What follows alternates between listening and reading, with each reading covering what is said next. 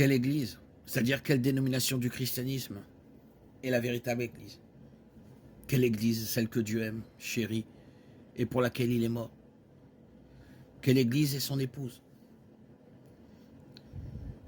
La réponse est qu'aucune Église ou dénomination visible n'est la véritable Église, car l'épouse de Christ, l'Église, n'est pas une institution, mais plutôt une entité spirituelle composée de ceux qui, par la grâce et par la foi, ont été amenés à une relation étroite et intime avec le Seigneur Jésus-Christ.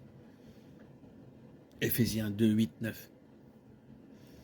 Ces personnes, quel que soit le bâtiment, la dénomination ou le pays dans lesquels elles se trouvent, constituent la véritable Église. Le terme est utilisé pour désigner simplement un groupe de croyants, professants, qui se réunissent régulièrement. 1 Corinthiens 16, 9, 2 Corinthiens 8, 1.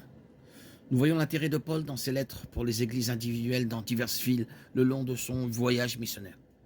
Mais il fait également référence à une église qui est invisible, une entité spirituelle qui a une communion étroite avec Christ, aussi proche qu'une épouse de son mari, et dont il est le chef spirituel. Éphésiens 5, 25, Colossiens 1, 18. Cette église est composée d'un groupe d'individus non nommés et non spécifiés. Philippiens 3, 6, 1 Timothée 3, 5. Ces individus qui ont Christ en commun.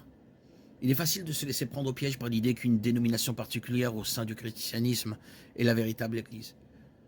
Mais cette vision est une mauvaise compréhension des Écritures. Lorsqu'on choisit une église à fréquenter, il est important de se rappeler qu'un rassemblement de croyants doit être un lieu où ceux qui appartiennent à la véritable église se sentent chez eux.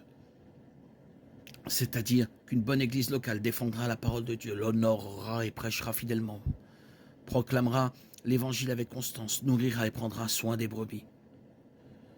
Une église qui enseigne l'hérésie ou qui s'engage dans le péché finira par être très pauvre ou complètement dépourvue de ces personnes qui appartiennent à la véritable Église.